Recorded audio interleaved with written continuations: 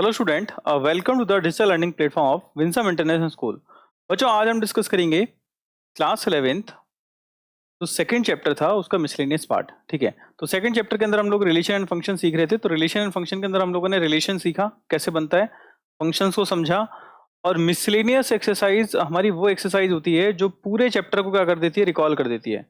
अगर आपको पूरे चैप्टर को अगर एक ही शॉट में समझना है, अच्छे से एक बार में डिटेल नॉलेज के साथ समझना है, तो आप मिसलेनियस एक्सरसाइज को जरूर करिए। ठीक है, क्योंकि मिसलेनियस एक्सरसाइज वो एक्सरसाइज होती है जो बहुत सारे बच्चे क्या करते हैं, स्किप कर देते हैं। ठीक है, और इस एक्सरसाइज की खास बात क्या होती है कि इसमें जो लेवल ऑफ क्वेश्चन है वो आपकी जो इनिशियल दे रखे थे उनसे बेहतर है। ठीक है, तो इसके बिहाफ पे आप क्या करेंगे, अपना नॉलेज अच्छे से बढ़ा सकते हैं चैप्टर के अंदर। ठीक है, तो बढ़ते हैं मिसलेनियस के अंदर। तो क्या है हमारा पहला क्वेश्चन, देखते हैं। ये कह रहे हैं the relation F is defined by F of x square, और आगे दे देगी डिटेल कि भाई जीरो से मतलब जो एक्स है वो जीरो और थ्री के क्या है बीच में, और जीरो और थ्री एंड्स क्या है, शामिल हैं। ठीक है, सेम एज मैं बात करूं किसके, जी ऑफ एक्स के बारे में। फिर कह रहा है कि शो करिए एफ कैसा है, एफ एक फंक्शन है और जी एक फंक्शन नहीं है। ये बातें आपको ध्यान से देखनी है। ठीक, हाँ। तो यहां से अब इसको समझते हैं कि फंक्शन होने का मतलब क्या होता है। तो एक बात अपने दिमाग में रखें बच्चों, अगर कोई फंक्शन है, अगर कोई चीज फंक्शन है, तो फंक्शन होने की शर्त क्या होती है, ये सबसे इंपॉर्टेंट है। फंक्शन होने की शर्त होती क्या है, समझना चाहो तो। थोड़ा सा मैंने छोटा कर दिया, आई थिंक विजिबल तो होगा ही सबको, उतना कंसर्न नहीं होना चाहिए। फंक्शन होने की कंडीशन क्या होती है, फंक्शन होने की कंडीशन होती है जो डोमेन वाला पार्ट है उसका एवरी एलिमेंट का क्या होना चाहिए, यूनिक इमेज होना चाहिए। ठीक है, यूनिक इमेज होना चाहिए, या फिर बात करें तो उसका एक यूनिक इमेज होना चाहिए। तो उस कंडीशन को मैं कैसे रिलेट करूंगा, ये कह रहा है भाई जो एफ है वो फंक्शन है और जी एक फंक्शन नहीं है। ठीक है, ये आपको शो करना है। शो करना है इसका मतलब ये बात प्रूव्ड है कि भाई ये फंक्शन है और वो फंक्शन नहीं है। तो मुझे क्या करना है, उस पर्टिकुलर पॉइंट पे काम करना है। एफ ऑफ एक्स, ठीक है, इसके दो इंटरवल दे दिए, एफ ऑफ एक्स बराबर एक्स स्क्वायर भी है। लेकिन कब है एक्स स्क्वायर, अगर आप ऑब्जर्व कर पा रहे हैं तो एक्स स्क्वायर तो तब है जब एक्स कहां से कहां लाई कर रहा है, जीरो और थ्री के बीच में। ठीक है, क्लोज इंटरवल कहूंगा मैं इसको। साथ के साथ अगर बात करूं थ्री एक्स कब है, जब वो थ्री से कैसा है, ज्यादा है उसके बराबर, और टेन या टेन से कम है। ठीक है, अब फंक्शन को डिफाइन करना शुरू करते हैं फटाफट। ठीक है, तो फंक्शन को देखते हैं कैसे कैसे डिफाइन है। जब आप क्या करने वाले हैं बच्चों, इस इंटरवल के अंदर जीरो से थ्री के बीच में आपने एफ ऑफ जीरो रख के देखा, एफ ऑफ जीरो रख के देखेंगे तो क्या आएगा, जीरो का स्क्वायर मतलब दैट इज जीरो। जब आपने एफ ऑफ क्या पुट करके देखा, वन पुट करके देखा, तो क्या है आपके पास, वन का स्क्वायर दैट इज वन। फिर एफ ऑफ आपने टू रख के देखा, दैट इज टू का स्क्वायर दैट इज फोर। फिर आपने एफ ऑफ थ्री रख के देखा, तो ऐसी कंडीशन में क्या हो रहा है, थ्री का स्क्वायर किया तो कितना आया, नाइन आया। सेम कंडीशन आपने आगे फिर कंसीडर करके देखा इस चीज को। एफ ऑफ थ्री आप दो तरीके से निकाल सकते हैं, it can be written as three into three that is also nine. Clear है, तो एफ ऑफ थ्री दोनों फंक्शन से क्या आ रहा है, सेम आ रहा है। और फिर मैंने एफ ऑफ फोर निकाल के देखा तो that is three into four, clear है, दैट इज 12। तो ऑब्जर्व करने वाली बात यह है कि देखो ये जो सेक्शन था एफ ऑफ थ्री, एक बार तो किसके थ्रू निकाला मैंने, एक्स स्क्वायर करके, और दूसरी बार थ्री इंटू एक्स करके, बोथ आर क्या है, इक्वल है। और यहां से एक जो केस बन सकता था जो कि इसको क्या कर सकता था, फंक्शन ना होने की कंडीशन बता सकता था, वो भी क्या है इस जगह से सेम है। तो आप बोलेंगे इस जगह से कि देखो यहां पर आपने क्या कर दिया, डोमेन वाला सेक्शन बना लिया, एक्स वाला सेक्शन बना लिया। ठीक है, और ये मेरा कौन सा सेक्शन है, एफ ऑफ एक्स वाला सेक्शन है। ठीक है, समझना इस चीज को। और कहूँ तो ये मेरा वाई वाला सेक्शन है, अगर आप इसको ऐसे समझना चाहें तो। आप बोलेंगे देखो जीरो पुट किया तो मेरे पास जीरो आ रहा है, वन पुट किया तो वन आ रहा है, टू पुट किया तो मेरे पास क्या आ रहा है, फोर आ रहा है, थ्री पुट किया तो मेरे पास क्या आ रहा है, नाइन आ रहा है, फोर पुट किया तो मेरे पास 12 आ रहा है। इसका मतलब every element of set A या फिर every element of domain has a unique image. ठीक है, now we can say that every element, ये टर्म आपको लिखना है इस जगह कि एवरी एलिमेंट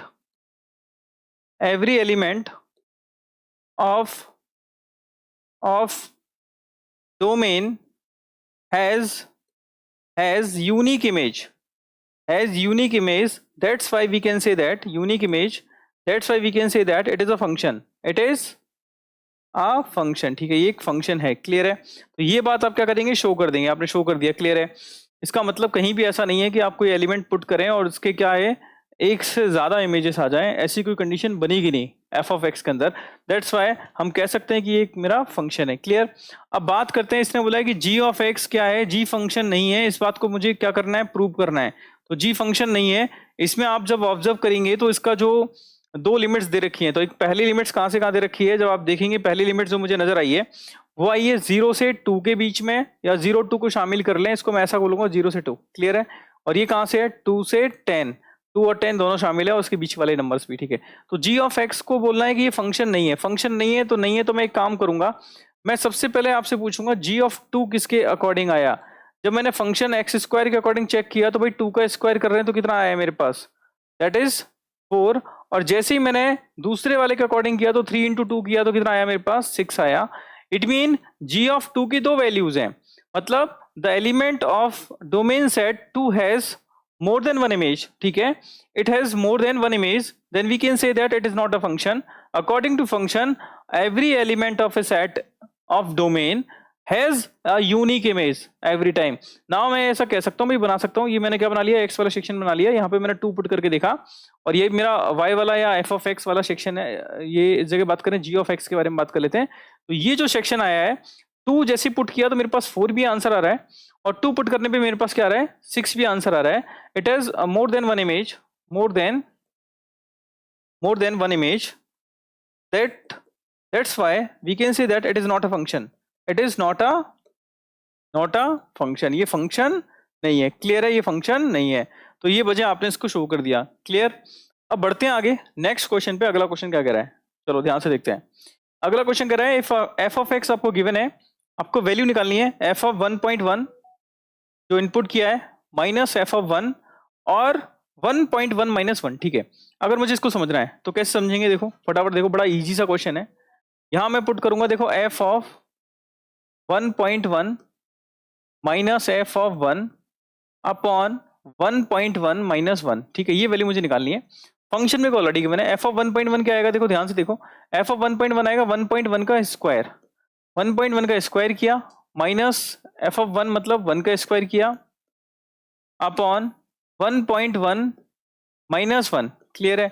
1.1 का स्क्वायर करेंगे तो कितना आएगा, 1.21 आएगा, उसमें से लेस करेंगे 1, अपॉन 1.1 में से 1 गया, दैट इज 0.1, क्लियर है।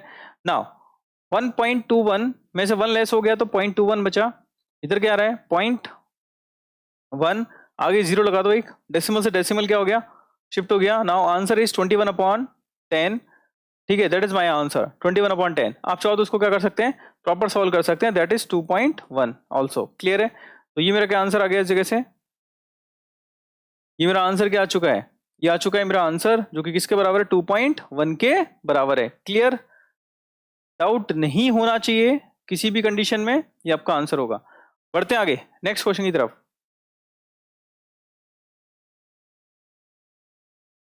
अगला, find the domain of function F of x, ठीक है, x square plus 2x plus 1 x square minus 8x plus 12, ठीक है। तो इस जगह के जो क्वेश्चन आता है बच्चों, देखो एक चीज ध्यान में रखना, अगर डोमेन फाइंड आउट करना है तो डोमेन फाइंड आउट करने की 3-4 कंडीशंस हैं, उन कंडीशंस को एक बार वापस बता रहा हूँ, ध्यानपूर्वक देखना। अगर कभी भी डोमेन फाइंड आउट करना है तो पहली कंडीशन तो डोमेन की है, सुनना, अगर आपको क्या गिवन है, अगर डोमेन फाइंड आउट करना है, अगर फंक्शन गिवन है आपको एफ ऑफ एक्स बराबर रूट के अंदर कुछ गिवन है, या फिर और थोड़ा इजी कर देता हूं, ठीक है, y बराबर दे रखा है आपको अंडर रूट के अंदर एफ ऑफ एक्स। तो पहली कंडीशन है, इस कंडीशन में बोलूंगा एफ ऑफ एक्स को क्या होना पड़ेगा, ग्रेटर देन इक्वल टू 0 होना पड़ेगा, पहली कंडीशन। दूसरा, अगर मेरे पास कोई फंक्शन दे रखा है g ऑफ एक्स जो कि किसके बराबर है, जो कि बराबर है p of x upon q of x, that is called rational function. ये कौन सा फंक्शन है, रेशनल। ये कौन सा फंक्शन है मेरे पास, रेशनल। इस फंक्शन की कंडीशन ये होती है कि जो q ऑफ एक्स है इसको 0 नहीं होना पड़ेगा, ये 0 नहीं होना चाहिए। अगर ये 0 हो गया तो फंक्शन कैसा हो जाएगा, नॉट डिफाइन हो जाएगा, क्लियर। तो ये कुछ ऐसी बात है जो आपको क्या करनी है, पॉजिटिवली समझनी है, ठीक है। ऐसे ही मॉड वाले फंक्शन के अंदर भी कहानी होती है। तो मैं सिंपल सी बात कह रहा हूं, एक तो स्क्वायर रूट वाला ध्यान रखना, y बराबर अगर आपको क्या दे रखा है under root F of x, तो मतलब जो अंदर लिखा हुआ टर्म है वो always greater than equal to 0 होगा, क्योंकि स्क्वायर रूट के अंदर नेगेटिव कभी नहीं आ सकता, ठीक है। अगर नेगेटिव आ गया तो फंक्शन कैसा हो जाएगा, इमेजिनरी हो जाएगा, और हमारे सारे फंक्शन कैसे हैं, रियल वैल्यूड फंक्शन है, क्लियर है।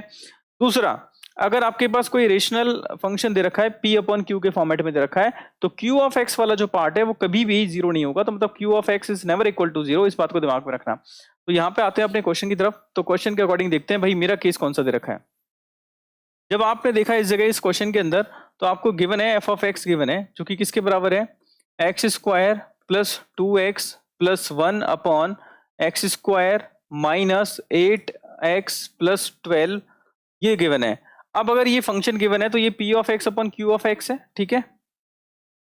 अगर ये p of x upon q ऑफ x के अकॉर्डिंग है, इसका मतलब q ऑफ x को क्या नहीं होना चाहिए, q ऑफ x को क्या नहीं होना पड़ेगा, इसको जीरो नहीं होना है, ठीक है, never equal to zero. It mean मैं बोलूंगा इस जगह से X square minus 8x plus 12 never equal to zero. अगर ये जीरो नहीं है तो इसके पहले फैक्टर कर लो। इसके फैक्टर क्या करेंगे बताओ, इसके फैक्टर करेंगे इस जगह से एक्स स्क्वायर माइनस इसको 6x मल्टीप्लाई करने पे 12 आए, जोड़ने पे क्या है -8 आए, तो ये आप कर सकते हैं, क्रिटिकल पॉइंट भी निकाल सकते हैं, कहीं दिक्कत वाली बात नहीं है। -2x plus 12 never equal to zero. x common ले लोगे, x -6 आ जाएगा, इधर -2 कॉमन लोगे, -2 कॉमन लोगे तो -2 कॉमन लेने पे क्या आया, वापिस x -6 आया, never equal to zero. Again x -6 यहाँ पे आ गया, x -2 यहाँ पे आ गया, जो कि इक्वल नहीं होना चाहिए किसके, जीरो के। तो फाइनली x -6 और x -2 मतलब x is never equal to 6। अब ये कैसा आया, नेवर इक्वल टू 6, क्योंकि आपको पता है कि ये वैल्यू है ना जीरो के बराबर नहीं होना चाहिए। इसका मतलब आप बोलेंगे x -6 is never equal to zero and again x -2 is never equal to zero also. तो it mean x is never equal to 6 also never equal to 2। Clear है, तो ये बात आप इस जगह लिख सकते हैं। और बाकी का जो फंक्शन है मेरा कैसा फंक्शन होगा, इस जगह से रियल वैल्यूड फंक्शन की तरफ जा रहे हैं हम लोग। तो फंक्शन की तरफ जा रहे हैं कि रियल वैल्यूड है, इसका मतलब x की जगह हम कुछ भी पुट कर सकते हैं। ऊपर ऐसा कोई कंडीशन है नहीं, तो ऊपर वाले का जो डोमेन बनेगा, ऊपर वाले का डोमेन बनेगा, तो आप बोलेंगे देखो ये कंडीशन आपके सबके समझ में आ गई, आपको दिक्कत नहीं होनी चाहिए। क्लियर, तो अब आप क्या बोलने वाले हैं, आप डोमेन डिफाइन करेंगे। तो डोमेन डिफाइन करने में क्या होगा, ध्यान से देखें। डोमेन डिफाइन करने में आप देखेंगे p ऑफ x का जो डोमेन है, p ऑफ x का जो डोमेन है वो है, उसके अंदर आप क्या कर सकते हैं, p ऑफ x का जो डोमेन है, p ऑफ x के अकॉर्डिंग अगर बात करें तो वो डोमेन जो आएगा वो आएगा ऑल रियल नंबर, मतलब x बिलोंग्स टू क्या हो जाएगा, r आ जाएगा। और जबकि q ऑफ x के अकॉर्डिंग जब देखेंगे तो x को क्या नहीं होना चाहिए, x को नहीं होना पड़ेगा, क्या क्या नहीं होना चाहिए, x is never equal to that is 2,6, ये नहीं होना है। इसका मतलब फाइनली अगर इन दोनों को ऑब्जर्व किया जाए तो f ऑफ x क्या होना चाहिए, f ऑफ x का जो डोमेन आएगा, उसका जो डोमेन आएगा, डोमेन ऑफ किसका, f ऑफ x का, तो भाई इसके अकॉर्डिंग f ऑफ x का जो डोमेन आएगा बच्चों वो लगा जाएगा रियल नंबर में से क्या नहीं होना चाहिए, 2,6 को नहीं होना पड़ेगा। That is my answer. Clear है, तो यहां पर आपको फंक्शन देखा कि भाई ये वाला पोर्शन हमारा जीरो नहीं होना चाहिए, जीरो किस किस पर है, 6 पर है और 2 पर है, तो 6 और 2 को हम डोमेन के अंदर कंसीडर नहीं करेंगे, बाकी का सब रियल नंबर इस जगह क्या है, एप्लीकेबल है। क्लियर, तो मेरा आंसर आ जाएगा r -2,6। क्लियर है, ये बात समझ में आ गई होगी। बढ़ते हैं आगे नेक्स्ट क्वेश्चन पर। अगला क्वेश्चन क्या है, find the domain and the range of the real function. ठीक है, अब रियल वैल्यूड फंक्शन बोलने का मतलब समझ जाना चाहिए कि भाई यहाँ आपका इमेजिनरी नंबर की दाल नहीं गलने वाली है, ठीक है। और रेंज भी पूछा है, तो एक काम करते हैं फटाफट रेंज की तरफ भी हम लोग चलेंगे। पिछले क्वेश्चन में सिर्फ डोमेन था, आई थिंक डोमेन था, अब आते हैं रेंज की तरफ भी है और डोमेन की तरफ है। तो इस क्वेश्चन को समझते हैं एक बार, क्या है क्वेश्चन। हाँ बच्चों, ये क्या कर रहा है क्वेश्चन, ये कह रहा है कि फंक्शन गिवन है आपको f ऑफ x, x -1 और स्क्वायर रूट है। अभी थोड़ी देर पहले मैंने समझाया था, अगर आपको कोई भी ऐसी कंडीशन गिवन हो, f ऑफ x बराबर क्या दे दिया जाए, अंडर रूट के अंदर g ऑफ x, या कुछ और भी दे दिया जाए, तो g ऑफ x को क्या होना पड़ेगा, always greater than equal to zero होना पड़ेगा। By utilizing that condition, we can say that x -1 is greater than equal to 0. It means x is greater than equal to 1, और x greater than equal to 1 मतलब x belongs to 1 से कहाँ तक, infinite तक, that is my domain. It mean domain is, आप domain बोल देंगे भाई, इसका डोमेन क्या हो गया, तो डोमेन हो जाएगा इसका 1 से इनफाइनाइट। क्लियर है, यस और नो, तो डोमेन तो हो गया। अब एक बात बताओ, स्क्वायर रूट की खास बात क्या होती है, स्क्वायर रूट की खास बात ये होती है कि भाई इसका जो आएगा आउटपुट वो भी क्या होना चाहिए, वो भी हमेशा क्या होगा, इसके अंदर से जो आंसर निकल के आएगा वो कैसा आना चाहिए, नेगेटिव आएगा नहीं। क्यों नहीं आएगा नेगेटिव, क्योंकि नेगेटिव रख ही नहीं सकते, तो नेगेटिव कैसे आएगा। इसका मतलब रखेंगे क्या, जब पॉजिटिव या नॉन नेगेटिव कहें इस सेंटेंस को ज्यादा बेटर होगा, जीरो आ सकता है, कोई दिक्कत वाली बात नहीं है। तो यहां से आप क्या बोलने वाले हैं इस जगह से, कि भाई जो आउटपुट आएगा, आउटपुट मतलब that is called f of x. तो एफ ऑफ एक्स जो कहानी है वो क्या होगी, greater than equal to zero है, और f of x greater than equal to zero है, तो finally we can see that. अब इस बात को ना घुमा फिरा के बोले तो कैसे बोलेंगे, जब आपको पता है ये F of x greater than zero कैसे आया, अगर इसको वाई, इस कंडीशन को आप समझना चाहें वाई ऐसा क्यों हुआ, आपको पता है एक्स माइनस वन कैसा है, greater than equal to zero है। अगर मैं taking square root both side, taking square root both side, तो then we can say that x minus 1 का square root is also greater than equal to 0, and now that we can say that f of x is greater than equal to 0, f of x is called the range is greater than equal to 0, it means we can say that it is from 0 to infinite, और infinite is not considerable. ठीक है, infinite को consider हम लोग करते नहीं है। ठीक है, तो ये बात आपको पता होनी चाहिए। तो ये मैंने कहीं ना कहीं क्या कर दिया, इसका डोमेन और रेंज आपके सामने शो कर दिया। ठीक है, तो वाई ऐसा क्यों हो रहा है वो कहानी मैंने आपको एक्सप्लेन करी है। क्लियर, सिंपल सा था। ठीक है, बढ़ते हैं आगे नेक्स्ट क्वेश्चन पे। अगला क्वेश्चन क्या कर रहा है, देखो, find the domain and the range of the real valued function f defined by f of x बराबर मॉड x माइनस वन। ठीक है, अगर आप इसको समझना चाहें तो बच्चों आप क्या बोलेंगे, देखो अब ये जो है हमारा कौन सा हो गया, एब्सोल्यूट वैल्यू फंक्शन हो गया, इसको मॉडुलस फंक्शन कहते हैं। एफ ऑफ एक्स गिवन क्या है अपने को, that is mod x minus one. तो सबसे पहली खास बात, आप मॉडुलस फंक्शन की खास बात क्या होती है, अगर आपने कभी मॉड फंक्शन को सीखा है तो मॉड फंक्शन के अंदर आप कुछ भी इनपुट कर सकते हैं, कोई रिस्ट्रिक्शन नहीं है, बस आउटपुट वेरी इंपॉर्टेंट। आउटपुट क्या इंपॉर्टेंट है कि भाई जो ये आउटपुट देता है उसमें वो नेगेटिव वैल्यू नहीं देगा। क्यों नहीं देगा, अगर आप इसके अंदर कोई नेगेटिव भी डालोगे तो वो क्या करेगा, पॉजिटिव निकाल के देगा, और पॉजिटिव डालोगे तो वो पॉजिटिव बाय डिफॉल्ट देगा। बिकॉज ऑफ, क्योंकि वी नो वेरी वेल, हम जानते हैं भाई मॉड फंक्शन को, भाई एफ ऑफ एक्स बराबर अगर आपके सामने अगर मॉड एक्स है तो आप इसको बहुत अच्छे से जानते हैं। इसका मतलब ऐसे होता है कुछ, ये x देता है कब, जब x greater than equal to zero होता है, और माइनस ऑफ x देता है जब x लेस देन कैसा होता है, जीरो होता है। ये बात आप बहुत अच्छे से जानते हैं। जब इस कंडीशन को आप जानते हैं तो इसके हिसाब से हम लोग क्या करेंगे, इसको अच्छे से समझेंगे। इसका मतलब क्या हो जाएगा, भाई x की जगह पर तो इंटरनल इनपुट तो कुछ भी करो, इनपुट तो कुछ भी करो, तो x बिलोंग्स टू क्या आ गया, r, x belongs to r आ गया, it mean domain is r। Domain क्या आ जाएगा हमारा, r आ जाएगा। क्लियर, अब आप बोले सर डोमेन बराबर आर है, डोमेन बराबर क्या दे दिया, आर दे दिया। आप चाहे तो ग्राफिकल रिप्रेजेंटेशन कर सकते हैं, ग्राफ बनाएंगे इसका तो कुछ ऐसे बन जाएगा, ये मेरा वाई एक्सिस, ये मेरा कौन सा एक्सिस एक्स, ये मेरा कौन सा एक्सिस एक्स डैश, और ये मेरा कौन सा हो जाएगा वाई डैश। तो कुछ इस तरीके का ग्राफ बनेगा। क्लियर है, तो जब आप इसको ऑब्जर्व करेंगे,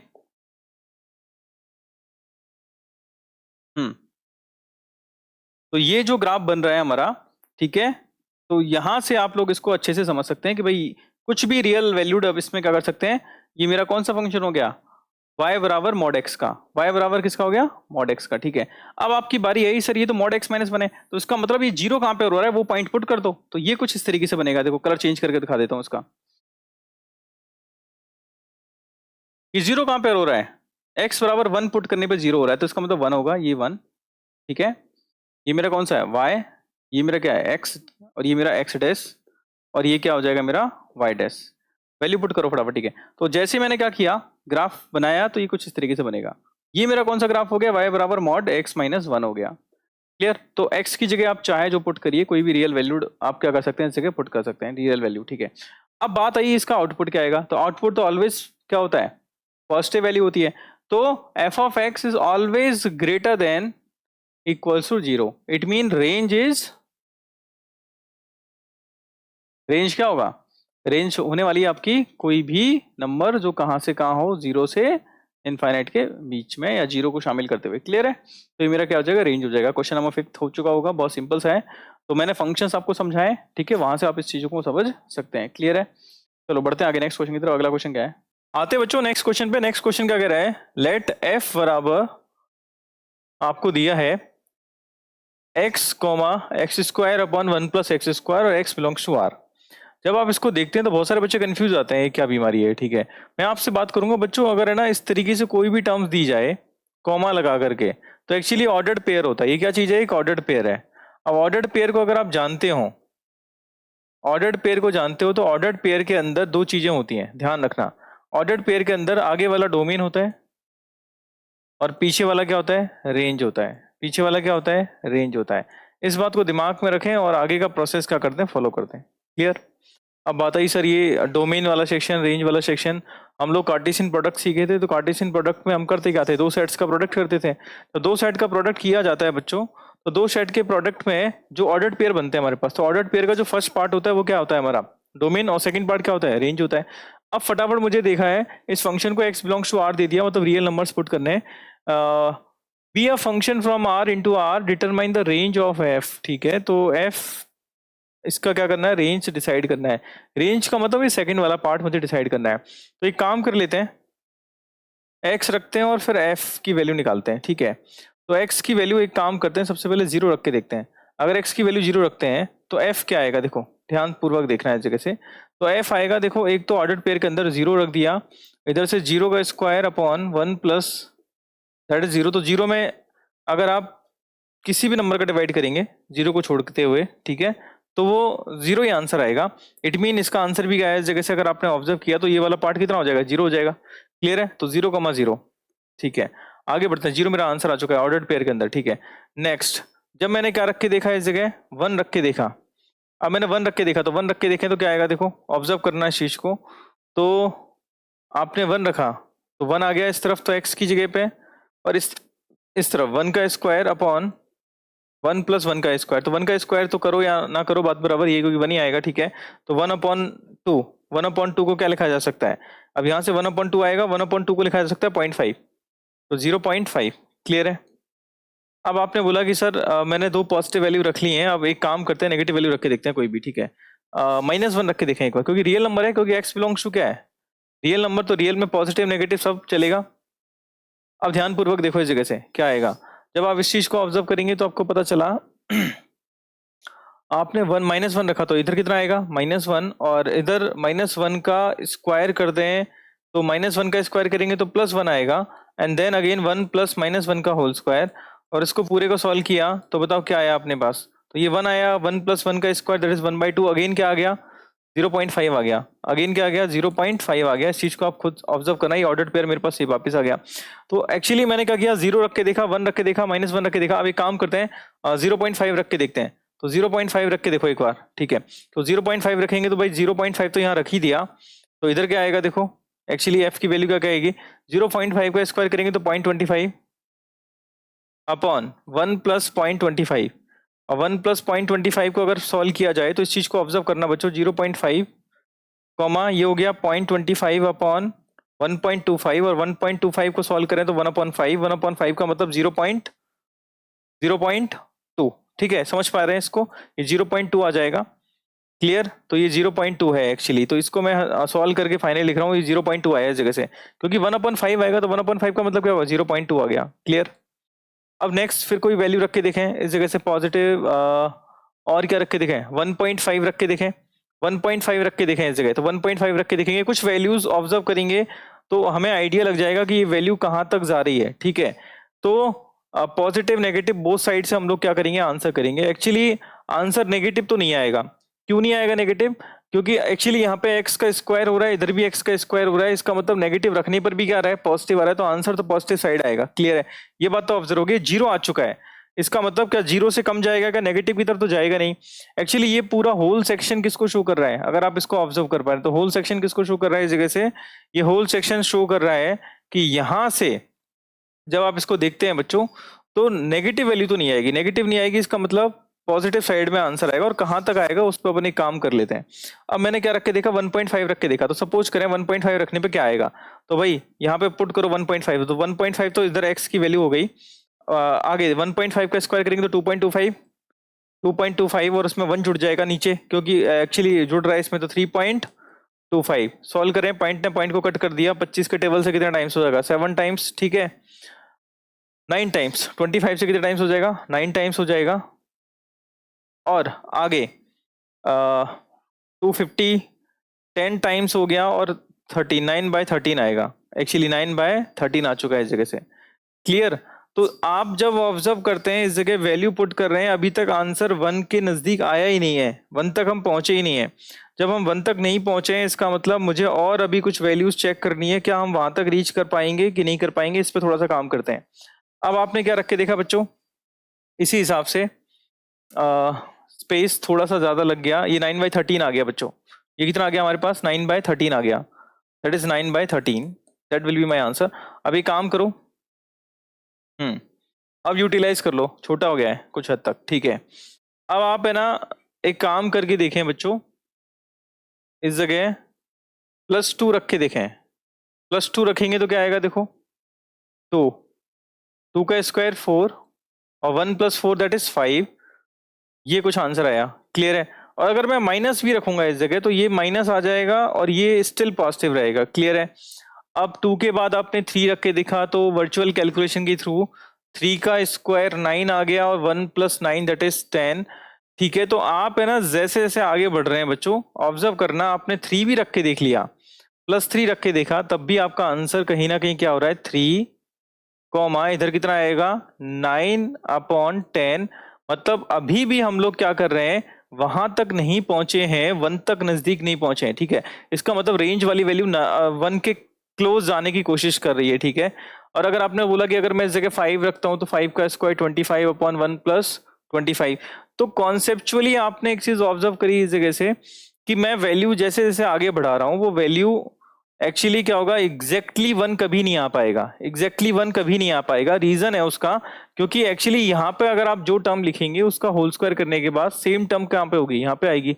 अगर यहाँ 1 रखते हो तो 1 + 1, अगर यहाँ 10 रखते हो तो ये देखो एक्चुअली 10 का स्क्वायर करेंगे तो 100 आएगा, नीचे का आ जाएगा 100 आएगा, तो 100/101, 100/101, it is close to 1, clear है। लेकिन 1 एग्जैक्ट आ नहीं पाएगा क्योंकि ये इस जगह से डिफरेंस करेगा।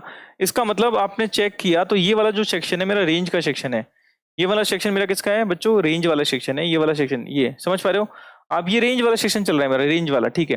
तो आपने चेक किया भाई रेंज वाला सेक्शन, तो रेंज मेरा क्या आ रहा है, रेंज है ना 0 से तो शुरू हो गया, ठीक है, तो 0 को इंक्लूड किया गया है, और 1 कभी पहुंच नहीं पाएंगे, तो 1 पे कैसा इंटरवल हो गया, ओपन इंटरवल हो गया, क्लियर है। तो इस तरीके से मेरा क्या हो जाएगा, रेंज हो जाएगा। तो एक तरीका तो ये हो गया इस जगह से, क्लियर। दूसरा तरीका हो सकता है कि आप एक काम करें कि यहां से फंक्शंस को चेंज करके भी अपन डिसाइड कर सकते हैं कि भाई ये 0 से 1 कैसे आया। एक तरीका और होता है जो लोग हम कंपटीशन मेथड में बताते हैं, तो उस तरीके का हल्का सा आइडिया दूंगा और मैं छोड़ दूंगा इस जगह, ठीक है। तो ये तो समझ में आ गया। अगर आपने बोला कि सर मैं इसका और ऑल्टरनेट तरीके से करना चाहूँ तो कैसे करूंगा, ठीक है। तो आपको पता चल गया f बराबर क्या है टेक्निकली, x इनपुट है, x इनपुट है आपका, और फंक्शन कुछ ऐसा हो जाएगा x² / 1 + x² हो गया, क्लियर। और इसको मैंने y नाम दे दूंगा। अब बात आई इस जगह से अगर रेंज निकालना है तो फंक्शन को इंटरचेंज कर लो, जो डोमेन वाला सेक्शन है उसको रेंज बना लो, रेंज वाले सेक्शन को डोमेन बना लो, तो सेपरेट करने वाला काम हो जाता है। तो इसको भेज दो दूसरी तरफ, ठीक है। तो ये क्या हो जाएगा, y से मल्टीप्लाई होगा 1 + x² बच्चों, तो ये हो जाएगा y + yx², और पड़ोस में अभी भी x² है। अब मैं फंक्शन को किस में रखूंगा, x में रखूंगा, तो इसका मतलब x को एक तरफ ले लेते हैं, चाहे इस तरफ से चाहे इस तरफ से। तो y बराबर क्या हो गया इस जगह से इधर आ जाएगा x² - yx², तो यहां से कॉमन ले लिया x², और क्या हो चुका है 1 - y, और फाइनली x² बराबर क्या आ गया, y/1 - y, और x बराबर क्या आ जाएगा इस जगह से, x बराबर आएगा √y/1 - y। अब यहां से चेक करना, अब ये फंक्शन चेंज हो चुका है। फंक्शन में आप क्या करेंगे, इनपुट अब इस जगह डोमेन जैसे निकालते हैं ना उस तरीके से निकाल लो। तो डोमेन क्या होगा, y/1 - y को ग्रेटर देन इक्वल टू 0 होना पड़ेगा, terms and condition apply, 1 - y is never equal to 0, clear है। 1 - y को 0 नहीं होना पड़ेगा, इसका मतलब y पहली बात तो 1 नहीं है, y पहली बात तो 1 नहीं है, तो इसका मतलब यहां से दूसरी कंडीशन y 0 या 0 से क्या होगा, बड़ा होगा, क्लियर। अब यहां से आप इस चीज को डिसाइड कर लेंगे कि y 0 या 0 से बड़ा है, उसके बिहाफ पे आपने इसको क्या कर लिया, सॉल्व कर लिया। तो y 0 से बड़ा है और y 1 नहीं है। एक और चीज, जब आप इसको प्रॉपर सॉल्व करने जाते हैं, सुनना ध्यान से, तो आप क्या करने वाले हैं, क्रिटिकल पॉइंट वगैरह डिसाइड करते होंगे, जिस तरीके से आप करते हैं वो पॉइंट्स मैं आपको एक्सप्लेन कर रहा हूं इस जगह से। कैसे करेंगे देखो, आप सबसे पहले तो इस 1 - y को क्या करेंगे, इस जगह से जो काम आपको करना है, आप इसको लिखेंगे कि देखो y तो लिख ही लिया, और इसको लिखा आपने माइनस साइन लेकर के y -1। अब ये माइनस अगर मैं इसमें क्या कर देता हूँ, मल्टीप्लाई कर देता हूँ, तो y जैसे मैं इसमें माइनस से मल्टीप्लाई करूंगा तो ये इनइक्वलिटी का साइन क्या हो जाएगा बच्चों, चेंज हो जाएगा। ये कुछ ऐसे हो जाएगा। अब अगर इनइक्वलिटी का साइन चेंज हो गया है बिकॉज ऑफ, क्योंकि मैंने -1 से वो साइड मल्टीप्लाई कर दिया। अब क्रिटिकल पॉइंट डिसाइड कर लो, क्रिटिकल पॉइंट क्या क्या है बताओ। एक तो y बराबर क्या आ गया, 0 आ गया, और एक y बराबर क्या आ गया, 1 आ गया। अब 1 वो पॉइंट है जिसपे हम लोग क्या कर रहे हैं, अगर आप ऑब्जर्व करें तो 1 मुझे रखना नहीं है। क्यों नहीं रखना, क्योंकि एक्चुअली ये वो पॉइंट है जिस पर ये फंक्शन डिफाइन नहीं हो रहा है। अब राइट साइड में प्लस, फिर माइनस, फिर प्लस। अब इसके बिहाफ पे ये किसकी डिमांड कर रहा है, ये डिमांड कर रहा है लेस देन 0, मतलब नेगेटिव साइड की। तो नेगेटिव साइड वाला ये इंटरवल हो जाएगा। तो 0 से 1 का मतलब क्या हो गया, 0 को शामिल करना है और 1 को शामिल इसके अकॉर्डिंग तो करना है, इस साइन के अकॉर्डिंग, वेवीकॉम मेथड से, लेकिन है ना ये 1 नहीं होना चाहिए। That's why my answer is, तो ये y का जो रेंज आया है, y आया है कहां से कहां, फ्रॉम 0 टू 1। 1 आपका क्या है, ओपन इंटरवल के साथ। तो y एक्चुअली था क्या, y तो आपका रेंज था। इसका मतलब आपका रेंज आ चुका है, आपका रेंज आ चुका है। तो रेंज का वैल्यू क्या होगा, 0 से 1। तो ये एक मेथड और होता है बच्चों, जो आप एक दो बार क्वेश्चन इस तरीके से करेंगे। हम फंक्शन में चेंज कर लेते हैं, मतलब जो रेंज वाला टर्म होता है उसको हम डोमेन बनाने की कोशिश करते हैं। तो जो फंक्शन है ना x इनपुट पे चल रहा था, वो फंक्शन मैंने y इनपुट पे कर दिया। आप ऑब्जर्व करिए, ठीक है। तो मेरा ये फंक्शन अब किस में हो गया, y इनपुट पे चला गया, मतलब y पुट करेंगे और फंक्शन मेरे पास x की वैल्यू आएगी। That is called f of y function. इसको मैं f ऑफ y बोल सकता हूँ। अब है ना, जैसे डोमेन निकालते हैं, डोमेन के तरीके से मैंने डोमेन निकाला, तो डोमेन जो आया है वो एक्चुअली में क्या है, वो रेंज है, और यहां से मेरा रेंज का वैल्यू आ गया। क्लियर है। तो ये एक अप्रोच और होती है जो मैंने आपके सामने एक्सप्लेन कर दी है, ठीक है। बढ़ते हैं आगे नेक्स्ट क्वेश्चन की तरफ। अगला क्वेश्चन क्या है, let f and g R be defined respectively by f of x बराबर x plus 1, g of x बराबर 2x minus 3, find the f plus g। ठीक है, तो इसको खत्म कर लो, कहीं कोई दिक्कत है नहीं, बड़ा सिंपल सा है। एलजेब्रा के ऊपर क्वेश्चन है, algebra of a function, function की algebra, algebra of function, algebra of function, function की एलजेब्रा जो कहती है उस चीज को दिमाग में रखना है। अगर मैंने बोला f ऑफ x में अगर g ऑफ x को अगर जोड़ा जाए तो वो बराबर होता है f plus g of x, कुछ ऐसे होता है। क्लियर है। तो इसके बिहाफ पे मेरा पहला क्वेश्चन आ जाएगा f प्लस जी वाला। ठीक है, तो भाई f प्लस जी वाला जो आंसर है मेरा, f प्लस जी वाला आंसर फर्स्ट जो है इस जगह से, f प्लस जी क्या हो जाएगा बताओ। f प्लस जी टेक्निकली इसको मुझे x के फॉर्मेट में रखना पड़ेगा क्योंकि फंक्शन x का ही है। यस और नो, तो ये वैल्यू किसके बराबर आ जाएगी, क्विकली जल्दी बोले, that is x plus 1 and 2x minus 3। Now finally answer will be that is 3x minus 2। Clear है, ये मेरा आ जाएगा। सेकेंडरी अगर आपसे पूछा गया f माइनस जी, अब f minus g of x ही होगा कहीं ना कहीं, ठीक है। तो आप क्या करेंगे, x प्लस 1 में से लेस करेंगे किसको, माइनस ऑफ 2x माइनस 3 को। तो बताओ माइनस साइन अंदर एंटर हो जाएगा, एंटर हो जाएगा तो क्या आ जाएगा इस जगह से, यहाँ से वैल्यू आने वाली है x plus 1 as it is आया, माइनस का 2x प्लस का 3, finally you will get your answer. x में से 2x गया तो माइनस x, और इधर कितना आया था, plus 4।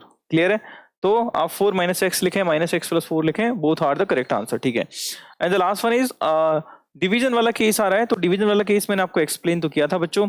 f upon g of x को अगर आप जानना चाहें तो ये कहानी होती है कुछ, f ऑफ x में किसका डिवाइड करें, g ऑफ x का। तो f ऑफ x में g ऑफ x का डिवाइड करते हैं तो आपने ऑब्जर्व किया होगा ये मेरा कितना है, x प्लस 1, ये कितना है मेरा 2x माइनस 3।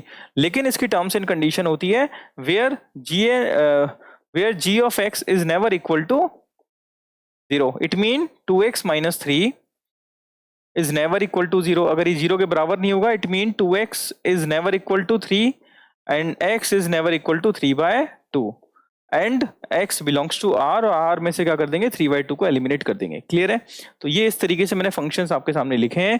फंक्शन लिखे हैं तो इनका आप डोमेन भी लिख सकते हैं। तो x बिलोंग्स टू यहाँ पे क्या है, r, बिल्कुल सही है। यहाँ भी x बिलोंग्स टू क्या है, r। यहाँ x बिलोंग्स टू क्या हो जाएगा, r तो हो जाएगा, लेकिन उसमें से किसको हटा देंगे, 3 by 2 पर्टिकुलर एलिमेंट्स को क्या कर देंगे, हम हटा देंगे। क्लियर है, इसको r माइनस क्या करें, एलिमेंट को किसको हटा दिया, 3 by 2 को हटा दिया। क्लियर है, तो ये मेरा कहीं ना कहीं किसके बारे में आ जाएगा, डोमेन के बारे में आ जाएगा। ये समझ में आया सबको। चलिए बढ़ते हैं आगे नेक्स्ट क्वेश्चन पे। क्वेश्चन नंबर 8 क्या कह रहा है, लेट f एक फंक्शन दे दिया करली ब्रैकेट के अंदर। अच्छा, ये ऑर्डर्ड पेयर दे दिया आपके सामने। z टू z है, define f of x ax plus b for the some integers a and b determine.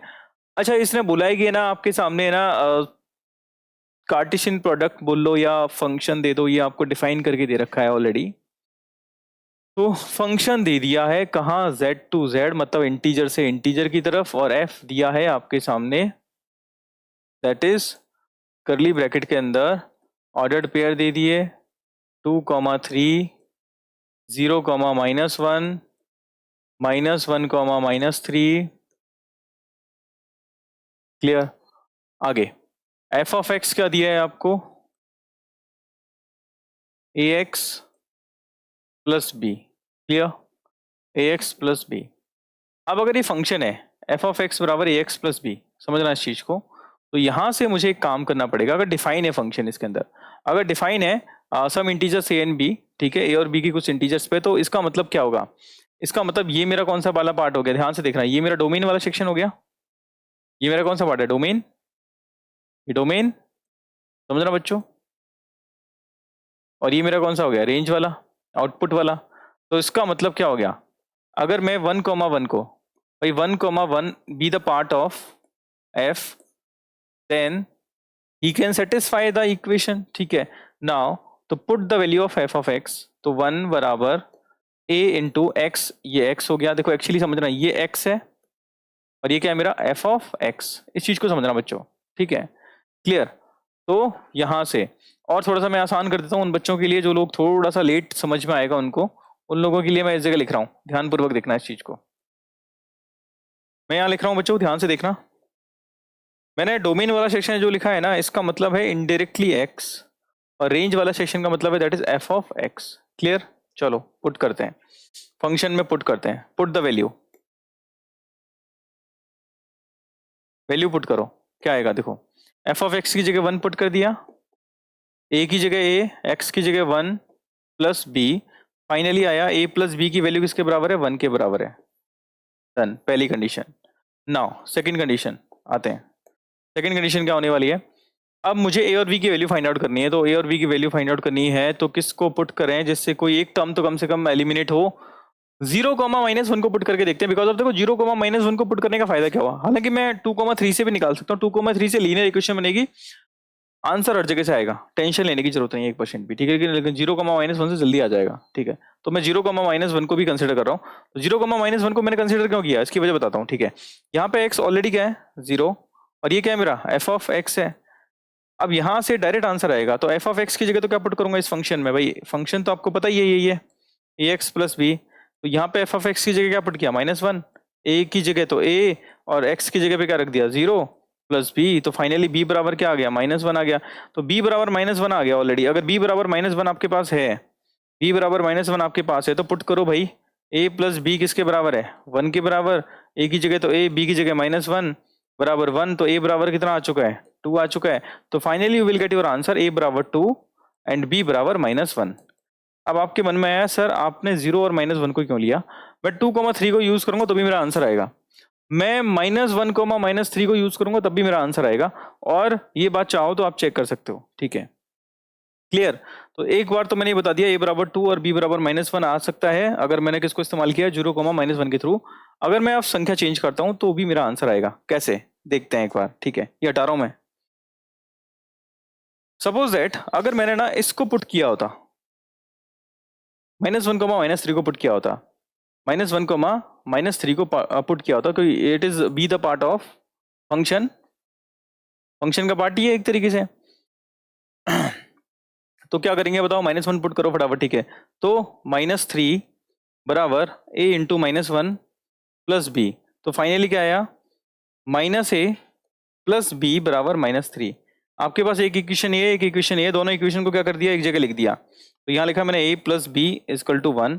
अब आप क्या करो, दोनों को ऐड करो, तो ये खत्म हो गया। ये कितना आया 2b, जो कि किसके बराबर है -2, और b बराबर कितना आ गया अपने पास, -1 आ गया। क्लियर है। तो क्या आपका b बराबर -1 आ रहा था क्या, बिल्कुल b बराबर -1 ही आ रहा था। b बराबर -1 चाहे इसमें पुट करें चाहे उसमें पुट करें, तो b बराबर -1 जब मैंने पुट किया तो a बराबर कितना आ गया मेरे पास, दैट इज 2 आ गया। तो क्या आंसर चेंज हुआ, आंसर बिल्कुल चेंज नहीं हुआ, बस आपको लीनियर इक्वेशन बनानी है और सॉल्व करना है। तो ये बड़ा सिंपल सा फंडा है, ये क्वेश्चन आप कर सकते हैं, every time your answer will be the same because of कोई फंक्शन सेटिस्फाई तभी करेगा, अदरवाइज वो सेटिस्फाई नहीं करेगा। क्लियर है? चलो अब बढ़ते हैं आगे नेक्स्ट क्वेश्चन की तरफ। अगला क्वेश्चन क्या कह रहा है? क्वेश्चन नंबर 9 क्या कह रहा है? Let R be the relation from N to N. Relation दे दिया। अब रिलेशन कार्टेशियन प्रोडक्ट जो आते हैं उनका सबसेट कौन होता है? रिलेशन होता है।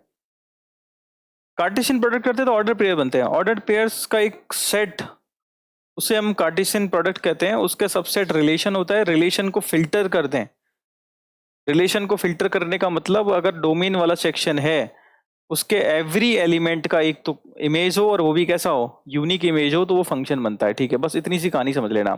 मतलब अगर आप इस क्वेश्चन को करना चाह रहे हैं बच्चों, तो इनडायरेक्टली मैं आपको मैसेज कन्वे कर रहा हूं।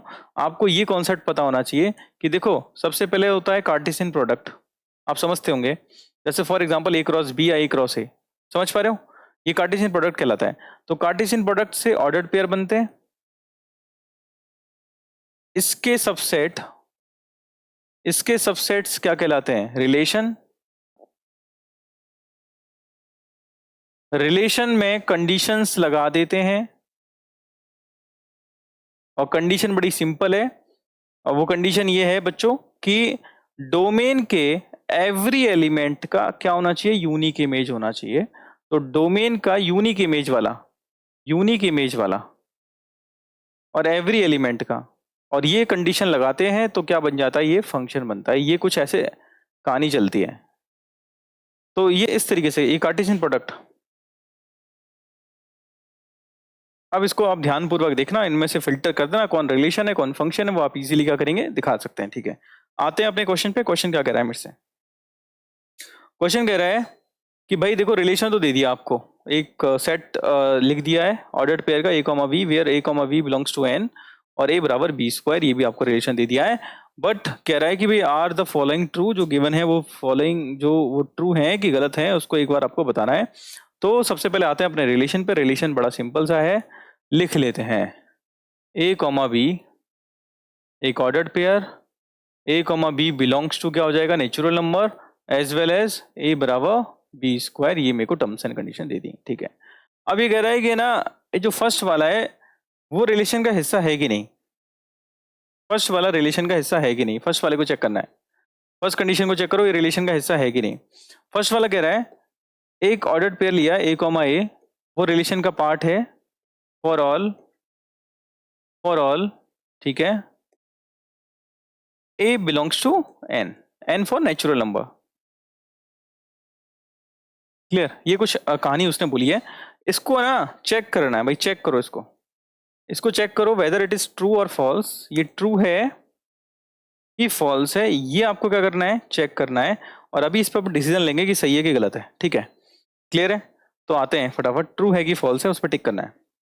ए कॉमा ए, अगर नेचुरल नंबर रखा है तो नेचुरल नंबर रखा है तो नेचुरल नंबर की सबसे पहली खास बात जीरो नहीं आएगा, नेगेटिव नहीं आएगा। These are called positive integers. ठीक है, तो पॉजिटिव इंटीजर्स आएंगे, आप कोई नंबर लेकर के भी इसको सेटिस्फाई कर सकते हैं। सपोज दैट मैंने पुट किया 2,2 फॉर एग्जाम्पल, मैंने क्या किया? पुट किया, suppose that we have taken ordered pair 2,2। ठीक है, तो देखें अब अगर मैंने पुट किया है ए कॉमा बी और ये नेचुरल नंबर्स का पार्ट है, तो पुट करें इसके अंदर ए बराबर बी स्क्वायर में। तो बताओ ए की जगह क्या रखा मैंने?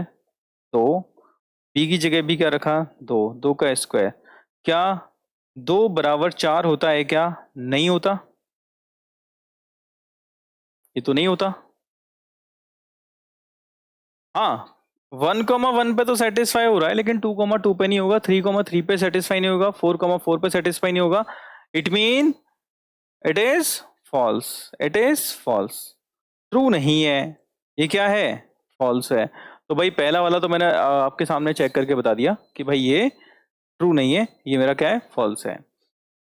जब क्लास 12th पढ़ेंगे आप लोग तो 12th के अंदर ये चैप्टर वापस आएगा। ये जो कंडीशन दी है ना A comma A being the part of relation, इसको बच्चों में वहां पे नाम दूंगा आइडेंटिटी रिलेशन। ठीक है, समझ पा रहे हो? रिफ्लेक्सिव भी कहूंगा इसको। ठीक है, आइडेंटिटी बोलूंगा तो भी चल जाएगा, रिफ्लेक्सिव बोलूंगा तो भी चल जाएगा। इस जगह वहां पे क्लास 12th के अंदर, किसके अंदर?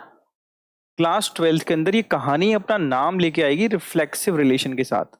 तो ऐसे रिलेशन को रिफ्लेक्सिव रिलेशन कहा जा सकता था अगर ए कॉमा ए क्या होते, being the part of relation होता, लेकिन ये नहीं है, इसका मतलब रिफ्लेक्सिव रिलेशन नहीं है। क्लियर है? तो ये बात आपको डिटेल समझ में आएगी क्लास 12th में। मतलब ये क्वेश्चन है ना, आपको 11th क्लास के अंदर डाला जरूर है, लेकिन ये इनडायरेक्टली आपको मैसेज कन्वे कर रहा है, भैया क्लास 12th में पूछूंगा इसको, और बोर्ड के अंदर ये क्वेश्चन आएगा। डेफिनेटली ऐसा क्वेश्चन आता है, क्योंकि रिलेशन पे क्वेश्चन बनते हैं, तो रिलेशन पे क्वेश्चन पूछेगा तो सबसे इजीएस्ट केस यही पूछता है कि बताओ कौन सा रिलेशन है, या ये रिलेशन है कि नहीं है। क्लियर है? तो आइडेंटिटी बोलो या रिफ्लेक्सिव बोलो, ठीक है, तो उसको चेक करवा रहा है ये इनडायरेक्टली। क्लियर है? अब मैं इसको हटा देता हूँ, ये मेरा फर्स्ट पार्ट तो हो चुका है। अब बढ़ते हैं, इसका सेकेंड पार्ट क्या है। सेकेंड पार्ट इसका बच्चों देखो फटाफट क्विक। अब इसको हटा देते हैं, सेकेंड पार्ट पे आ जाते हैं। सेकंड पार्ट जो उल्टा पुल्टा होता है भैया, उसको सिमेट्रिक कहते हैं, क्लास 12th के अंदर आएगा ये, और इसको बड़े इजीली मैनर में आपको दिया है। क्या कर रहा है? ये कर रहा है A comma B element of relation है भैया, implies B comma A is also implies b comma a ordered pair is also the part of the relation। Check करो whether it is true or false, check करना है it is true or false, क्या ये सही है कि गलत है। अब मैंने आपसे बोला बच्चों, आप पहले तो एक रिलेशन ऐसा मानो जिस पे ये क्या करे, सेटिस्फाई करे।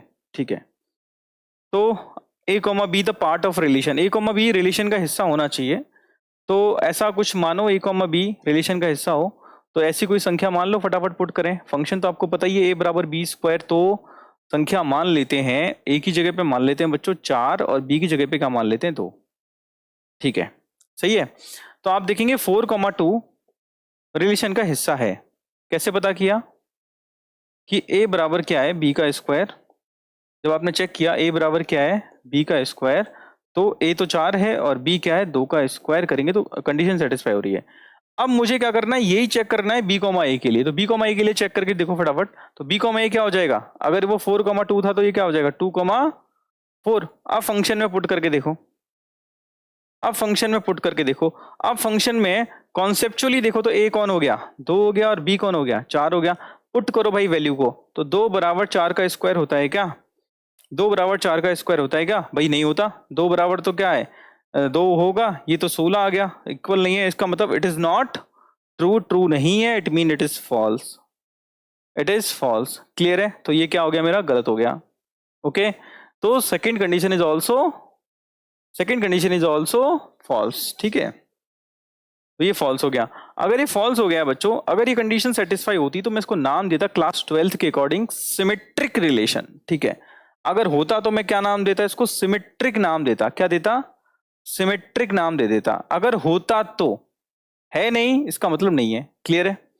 चलो, अगर होता तो सिमेट्रिक नाम देता, अभी सिमेट्रिक का कोई ऐसा केस नहीं है। ठीक है, अब आते हैं थर्ड केस पे।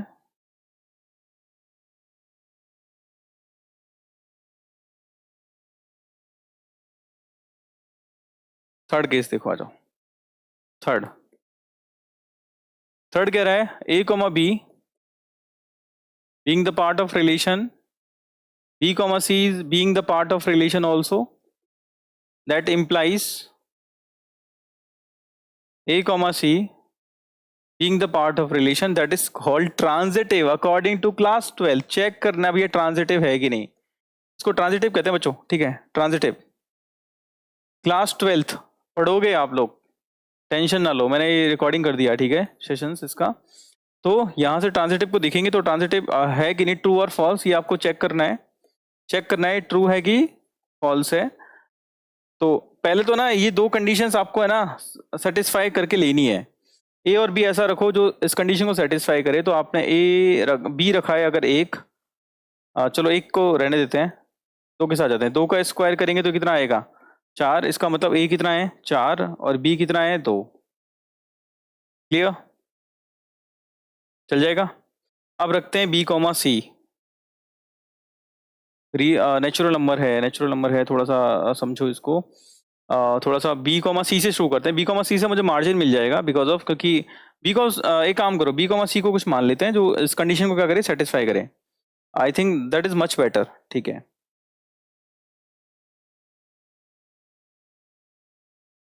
B square. ठीक है, देखो क्या, अगर मैंने एक काम किया, यहां रखा फॉर एग्जाम्पल बी रख के देखा, ए बराबर बी का स्क्वायर है टेक्निकली, तो बी वाला पोर्शन मेरा ये हो जाएगा। अगर मैंने ये रखा 2 तो ये कितना आ जाएगा 4। क्लियर है? नेक्स्ट, अब मैंने बी ऑलरेडी क्या रख दिया है 4। अगर ये 4 रखा है तो ये इसको कितना आना चाहिए, 4 का स्क्वायर आना चाहिए। क्लियर है? ये 2 रखा है तो इसको क्या आना चाहिए, 2 का स्क्वायर आना चाहिए। तो ये बात आपको समझ में आ रही होगी। तो ये मैंने लिखा 16, ये क्या लिखा मैंने 4, ये लिखा मैंने 4, ये क्या लिखा 2। अब अगला काम क्या होना चाहिए, ए कॉमा सी पिक करो। ए कितना है 16 और सी कितना है 2। ये कंडीशन को सेटिस्फाई करेंगे कि नहीं करेंगे, पुट करो इस जगह। तो 16 बराबर 2 का स्क्वायर होगा क्या, नहीं होगा। इसका मतलब इट इज फॉल्स, ट्रू नहीं है।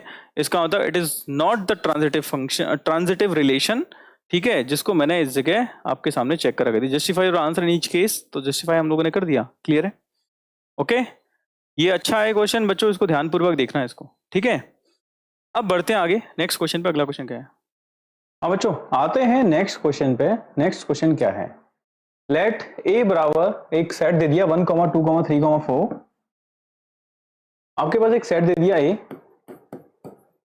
whose elements are 1, 2, 3, 4। दूसरा सेट दे दिया B whose elements are 1, 5, 9, 11, 15, 16। And F दे दिया है, एक फंक्शन एफ दे दिया है, एफ नाम दे दिया है। ठीक है, अभी रिलेशन भी कह सकते हैं, फंक्शन भी कह सकते हैं, बस वो चेक करना है किस कंडीशंस में है। ये कंडीशंस आपको क्वेश्चन में गिवन है। ठीक है, समझना है इसको ध्यानपूर्वक।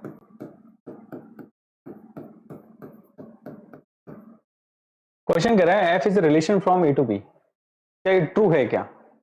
F is a relation from a to b. ठीक है, क्या ये रिलेशन है, ये चेक करना है। फिर चेक करना है क्या एफ एक फंक्शन है, ये भी चेक करके आपको बताना है। ठीक है, कैसे चेक करते हैं इसको एक बार जान लेते हैं। रिलेशन होता क्या है बच्चों, रिलेशन की कंडीशन क्या है? कंडीशन ऑफ रिलेशन, रिलेशन असल में होता क्या है? अगर मैं बात करूं relation from set A to B is subset of Cartesian product A cross B. अब Cartesian product A cross B का क्या होगा, सबसेट होगा। अब इसका सबसेट है तो इस सेंटेंस का मतलब क्या हो गया, इसका मतलब अगर यहां से देखें तो ए कौन सा सेक्शन हो जाएगा, ए हो जाएगा डोमेन वाला सेक्शन, और बी क्या हो जाएगा मेरा रेंज वाला सेक्शन। अब एक चीज मुझे बताइए इस जगह से, एफ के अंदर की एक जानकारी बताइए। एफ के जो एलिमेंट्स हैं ये आगे वाले, एफ के जो आगे वाले एलिमेंट्स हैं मतलब 1, 2, 3, 4 और वापस से 2, ये क्या है मेरा, ये बिलोंग करना चाहिए किससे, डोमेन से। मतलब डोमेन कौन है, ए से। तो क्या ये बिलोंग कर रहा है ए से, चेक कर लो एक बार, ए से बिलोंग कर रहा है क्या। 1, 2, 3, 4, ये 1 ऑब्जर्व करना, ये 2, ये इस जगह से 3 फर्स्ट वाला एलिमेंट होता है। ठीक है, यस और नो। एज वेल एज अगर मैं बात करूं जो आगे वाला है ये 5, 9, 1, 5, 9, 1, 5, 11, चेक करिए क्या ये बिलोंग कर रहा है आपके रेंज से। तो आपने चेक किया it is belongs to the range and that is called b. Okay, तो भाई जब ये इस दोनों से बिलोंग कर रहा है, कहने का मतलब मैं आपसे बात करूं बच्चों, ये जो एलिमेंट्स हैं इस एफ के फर्स्ट वाले डोमेन वाले जो एलिमेंट्स हैं वो बिलोंग कर रहे हैं किससे, डोमेन से। और साथ के साथ क्या कर रहे हैं बताओ, यहां से ये वाला 2 और है, ऑब्जर्व करना इसको, और आगे वाले 5, 9, 1, 5 और 11 ये भी बिलोंग कर रहे हैं किससे, रेंज से। इसका मतलब कॉन्सेप्चुअली ये क्या है, इट इज सबसेट ऑफ, ये जो है सबसेट है किस चीज का, subset of a cross b. A cross B का क्या है, सबसेट है, और सबसेट है तो इसका मतलब क्या है, इट इज अ रिलेशन। ये क्या एक रिलेशन है, ये एक रिलेशन है, इट इज रिलेशन। और ये कंडीशन आपने क्या कर दी, जस्टिफाई कर दी है। ज्यादा से ज्यादा क्या कर सकते हो, ए क्रॉस बी आपके पास आप निकाल लोगे एंड देन उसका सबसेट कर देना, या ए क्रॉस बी जैसे निकलेगा आपके पास, ए क्रॉस बी अच्छा खासा निकलेगा। रीजन है ए क्रॉस बी क्यों ज्यादा निकलेगा, देखो ये कितने हो गए 1, 2, 3, 4, 4 तो ये हो गए, और 1, 2, 3, 4, 5, 6 6 हो गए, तो A क्रॉस B कितना होगा 24 एलिमेंट्स आएंगे। अब 24 एलिमेंट्स लिखने जाएंगे तो टाइम भी खराब होगा, तो बेटर है आप इस कंडीशन से क्या कर दीजिए, इसको जस्टिफाई कर दीजिए। ठीक है भाई, सबसेट अगर A क्रॉस B का कोई सबसेट है, A क्रॉस B का सबसेट ही क्या कहलाता है, रिलेशन कहलाता है। और रिलेशन है तो इसका मतलब भाई पहले वाले जो एलिमेंट्स हैं वो A को बिलोंग करेंगे और दूसरे वाले जो एलिमेंट्स हैं, जो बाद वाले एलिमेंट्स हैं जिसको अपन रेंज वाले एलिमेंट्स कहते हैं, वो B को बिलोंग करने चाहिए, वो उसको बिलोंग कर रहे हैं। इसका मतलब ये इसका क्या है, एक सबसेट है, और सबसेट है इसका मतलब ये क्या है, रिलेशन है। तो ये कंडीशन आप क्या कर सकते हैं, जस्टिफाई कर सकते हैं। अब बात आई सेकंड केस। सेकंड केस क्या कर रहा है बताओ, क्या ये फंक्शन है, इसको जस्टिफाई करना है। अब फंक्शन है तो मुझे फंक्शन के फॉर्मेट में लिखना पड़ेगा। भाई रिलेशन और फंक्शन में इतना से तो अंतर है कि एक रिलेशन को फंक्शन कह सकते हैं अगर each and every element of domain has a unique image. ठीक है, अगर यूनिक इमेज है तो वो क्या है, each and every element of a domain has a unique image.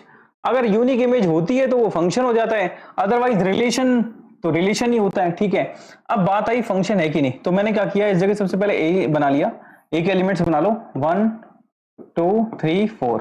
ठीक है, और बी बना लो फटाफट, कौन कौन सा दे रखा है आपके पास, दैट इज 1 5 9 11 15 एंड 16। अब बनाओ फटाफट है ना, इस जगह मैपिंग कर लो। तो बताओ 1 का मैपिंग किससे है, बताओ 5 से, तो 1 5 से हो गया। नेक्स्ट 2 किससे हो जाएगा, 9 से। और नेक्स्ट क्या हो जाएगा, 3 कितना हो जाएगा, 1 से। ठीक है, मैपिंग कर रहे हैं इस जगह से। एज वेल एज अगर 4 किससे करें तो 5 से हो गया, डजंट मैटर। ठीक है, and then last one is 2 11 से हो जाएगा, 2 11 से हो जाएगा। तो जब आपने देखा इस जगह से element 2 in domain has two different image, as अगर मैं बात करूं तो 5 भी है और अगला कौन सा है, 11 भी है। That's why has two different image, not unique image. Not unique image it mean we can say that it is not a function.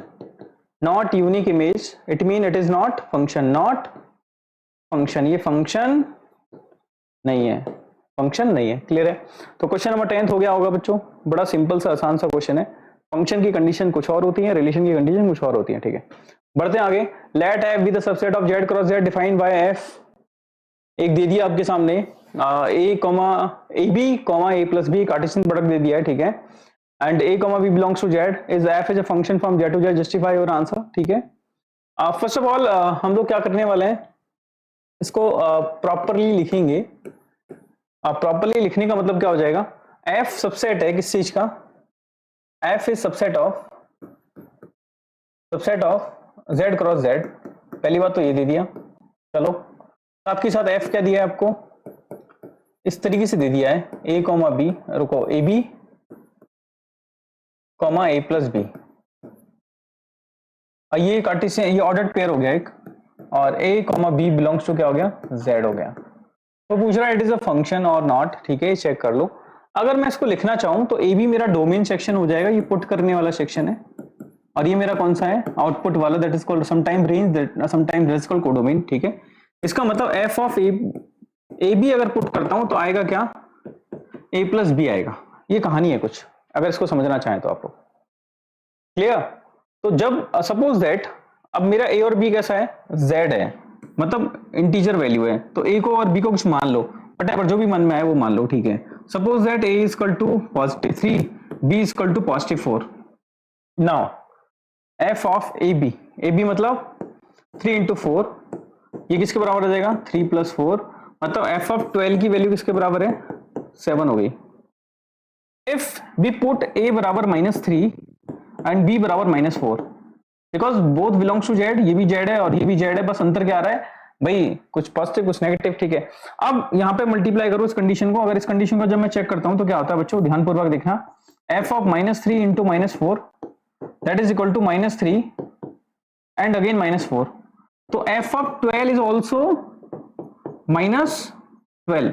इसका मतलब अब जब मैं 12 पुट करता हूं, इसके अंदर इनपुट करता हूं 12, तो उसके दो आंसर आ रहे हैं, कभी 7 आ रहा है और कभी -12 आ रहा है। इसका मतलब फॉर ए बी बराबर 12 there is 2 values of a b, that is sometime it is 7 और समटाइम इट इज 12 -12।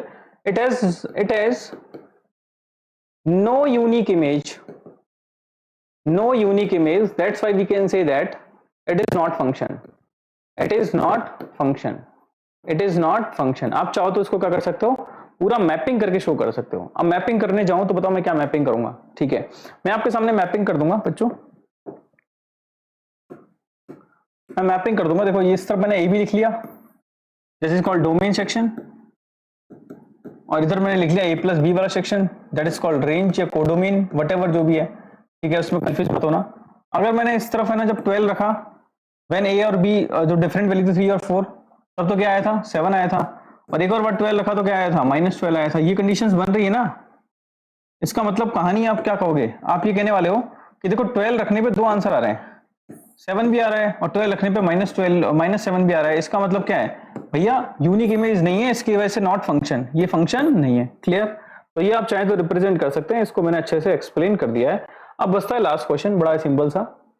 लेट ए एक सेट दे दिया 9 10 11 12 13 एंड लेट एफ दे रखा है a to n, be defined by f of n the highest prime factor of n, find the range of f। ठीक है, सबसे पहले तो सेट दे दिया a 9 10 11 12 13, फंक्शन बिलोंग कर रहा है a to n, और f ऑफ n क्या दिया है आपको, the highest prime factor, highest prime factor. अब प्राइम फैक्टर आपने क्लास 10th के अंदर पढ़ा होगा। फाइंड द रेंज, रेंज अपन को पता करनी है। ठीक है, चलो आ जाओ। अब है ना a belongs to natural number, ठीक है, नेचुरल नंबर से बिलोंग कर रहा है। ठीक है, a belongs to natural number नहीं है, फंक्शन है कहां से, a से नेचुरल नंबर पे बिलोंग कर रहा है, a से n, a से n। ठीक है, a मेरा डोमेन सेक्शन है और n मेरा क्या है, रेंज कोडोमेन कह सकते हैं। ये डोमेन हो गया और ये मेरा क्या है, कोडोमेन।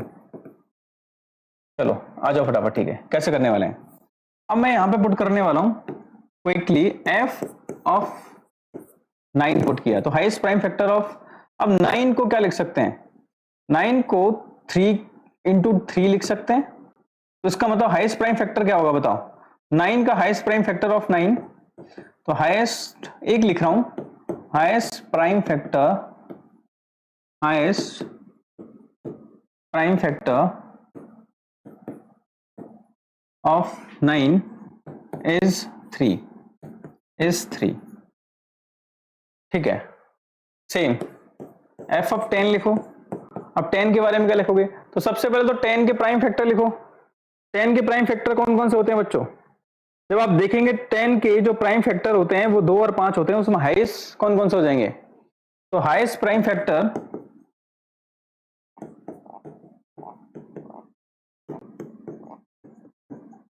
Of 10 is 5। अब ये कैसे हुआ, तो सबसे पहले तो लिख लो प्राइम फैक्टर, प्राइम फैक्टर लिखो फटाफट। ठीक है, किस किस के प्राइम फैक्टर लिखेंगे, 9 के, तो 9 का तो क्या आएगा प्राइम फैक्टर 3, 10 का क्या आएगा 2 इंटू 5 दैट इज 2,5, 11 का क्या लिखने वाले हैं 11 ही आएगा, 12 का क्या आएगा बताओ, 12 का 4 इंटू 3 से काम चलेगा, 4 भी खुद टूट जाएगा, किसके अंदर आएगा 2,3 में आएगा, और साथ की साथ अगर मैं इस जगह से 13 का पूछूं तो 13 का क्या आएगा प्राइम फैक्टर, सिर्फ 13 आएगा। तो यहां से हाईएस्ट प्राइम फैक्टर की बात हो रही है, तो हाईएस्ट प्राइम फैक्टर की तरफ जा रहे हैं हम लोग, तो 11 का क्या हो जाएगा, highest prime factor of 11 is 11। Next one is f of 12 का हाईएस्ट प्राइम फैक्टर, तो 12 के प्राइम फैक्टर कौन कौन से हैं, एक्चुअली आप लोग बोल रहे हैं सर प्राइम फैक्टर होता क्या बीमारी है भाई, इसके ऐसे फैक्टर करो जो प्राइम नंबर्स के अंदर हो, तो आपने देखा भाई इसको मैं लिख सकता हूं 4 इंटू 3 लिख सकता हूं। अब 4 भी क्या चीज है, 4 खुद क्या है प्राइम फैक्टर में देखें तो 2 की पावर 2 और 3 की पावर 1, तो प्राइम फैक्टर क्या हो गया 2 इंटू 3 हो गया, मतलब 2,3 है इसका, तो कॉन्सेप्चुअली 2,3 है और उसका हाईएस्ट प्राइम फैक्टर कौन सा हो जाएगा, तो highest prime factor of 12 is 3 as well as 13 का देखेंगे तो f ऑफ 13 देखो, आ जाओ, f ऑफ 13 का क्या आने वाला है 13 आ जाएगा। क्लियर है, यहां से आपके पास है ना प्राइम फैक्टर्स आ गए, 9 का 3 है, 10 का कितना है 5, 11 का कितना है 11, 12 का कितना है 3 और 13 का कितना है 13। तो बताओ रेंज क्या आ गया, तो यहां पे जब आप रेंज लिखेंगे बच्चों तो रेंज आ चुका है 3, 5, 11, 3, 13। क्लियर है, that will be my answer. Okay, मुश्किल क्वेश्चन नहीं था, प्राइम फैक्टर निकालना आना चाहिए। तो प्राइम फैक्टर क्या करते हैं, किसी भी संख्या को तोड़ लो और उसके प्राइम नंबर्स के फॉर्मेट में लिखो तो वो प्राइम फैक्टर्स होंगे। हाईएस्ट प्राइम फैक्टर का मतलब हो जाएगा जो बड़ी वाली संख्या है वही आपकी क्या है, हाईएस्ट प्राइम। प्राइम का मतलब प्राइम नंबर में तोड़ना है पहले तो, the number which has exactly 2 factors not more than 1, not, समझ पा रहे हो, ये कंडीशंस रहती है। तो चलिए बच्चों, ये क्वेश्चन हम लोगों ने कर लिया है और इसी के साथ हम लोग करने वाले हैं एक्सरसाइज जो 2 थी क्लास 11th की, इसको कंप्लीट कर लिया है। मिलते हैं नेक्स्ट सेशन में नेक्स्ट एक्सरसाइज के लिए। आज के इतना ही, थैंक यू सो मच।